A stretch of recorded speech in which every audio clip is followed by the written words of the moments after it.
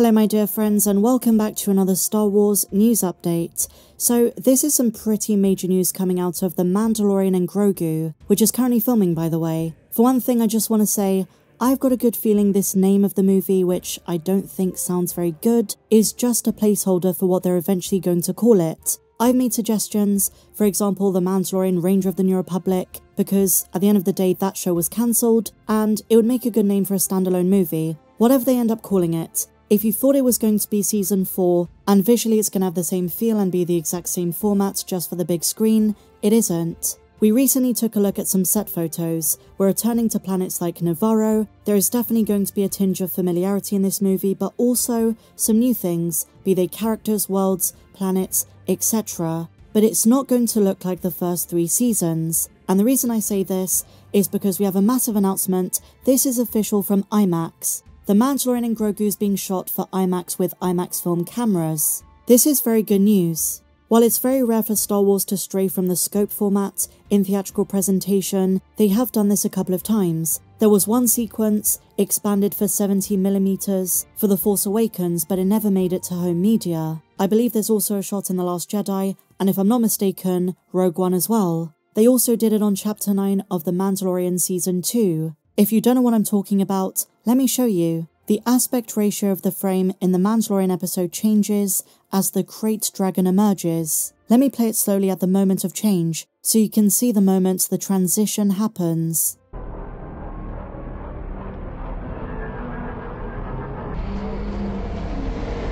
I think Jon Favreau wants to distinguish it as a full-on motion picture, one that evolved from a TV show, but isn't the same as the TV show. And while I think it's going to incorporate a lot of elements that was originally going to be season 4 of the show, I think we're in for a very unique experience, and I'm very excited for it.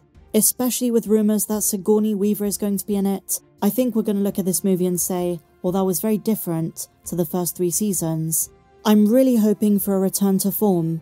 Now, how have fans reacted? Well, some say they're not too impressed.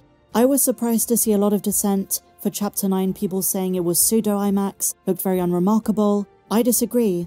Maybe it's because we were in a very different place with Star Wars back in 2020 that we are in now. Maybe it's because the anticipation for Season 2 was so high we were just very impressed, and that was an insane episode. But no, I love the visuals of the Krayt Dragon scene. Overall, that was an amazing episode. Cobb Vanth, Boba's armor, Boba himself in Tusken gear at the end. We all lost our freaking minds. Not to mention incorporating elements of the Aftermath trilogy.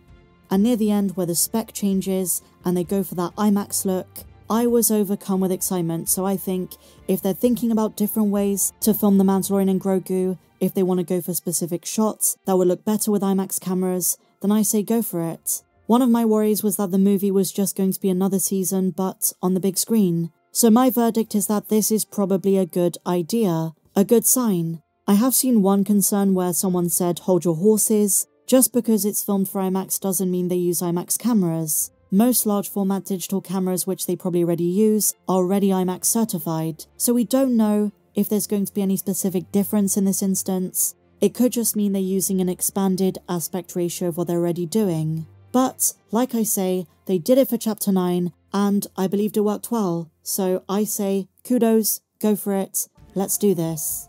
Is this bad news for the future of the TV show? Are they going to return to television after the film releases? It'd be an interesting situation for a TV show like Mando to go to the movies and then return to television format. But will they do it? I'm going to say yes, but it's going to be different. I've often talked about how they might be doing phases of the New Republic. Mando 1 to 3 was one phase. The Mando movie, the first Mando movie by Jon Favreau, because there's also one by Dave Filoni at some point in the future. But those 3 seasons and this movie are going to culminate to one phase. You can throw Boba and Skeleton Crew in there too, and then when Ahsoka's 2nd season comes out, that's going to introduce a new section of the story, depending on how The Mandalorian and Grogu goes, and how it ends. What I'm trying to say is that we don't know what Favreau and Filoni's plan is. Is it going to be the start of a new trilogy, which we spoke about? But seeing the logo of the movie in an official format like this, I'm really excited it's on a proper timeline, the way they did before the sequel trilogy came out. It just makes it feel a bit more concrete, but like I say, I don't think they're going to stick with this title. It just feels too much of a placeholder. But then again, for marketing reasons, they might want to keep Grogu's name in there. I bet you our little green friend is going to sell a ton of merch.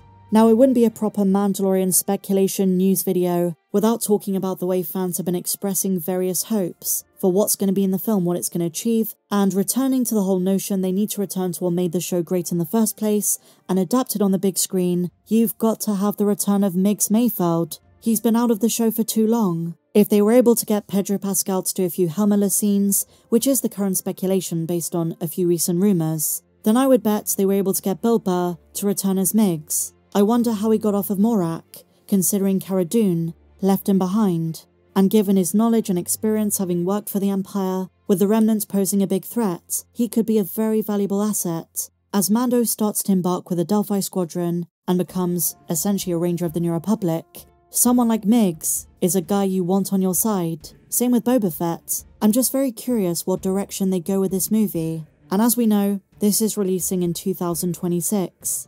Now, just to finish with some pretty big reveals from San Diego Comic-Con, this concerns merch and action figures from Hasbro, the Hasbro panel.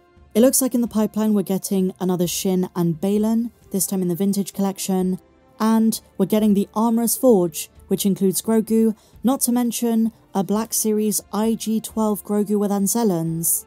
Deep breath, and we're getting the Vintage Collection Mando and Blurg from the first season, a deluxe Cobb Vanth also on the way, and we're getting two versions of Ahsoka Tano and Peridia, the Black Series and the Vintage Collection. They also announced a Black Series Imperial Armoured Commando and Vintage Collection Grand Admiral Thrawn. Away from the Mandoverse, two very exciting figures. Our first look at Cassian Andor from Season 2, looking very much like he does near the start of Rogue One.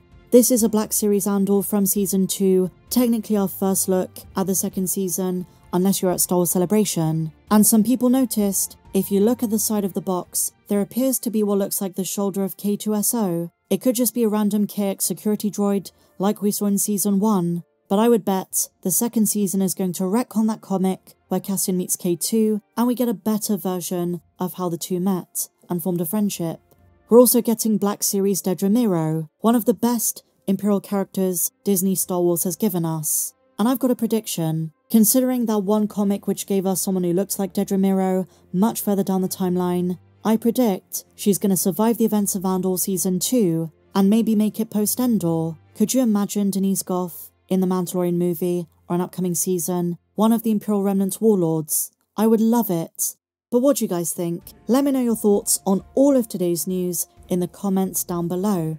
If you enjoyed this video, please be sure to give me a big fat thumbs up, subscribe if you're new, and may the Force be with you, always.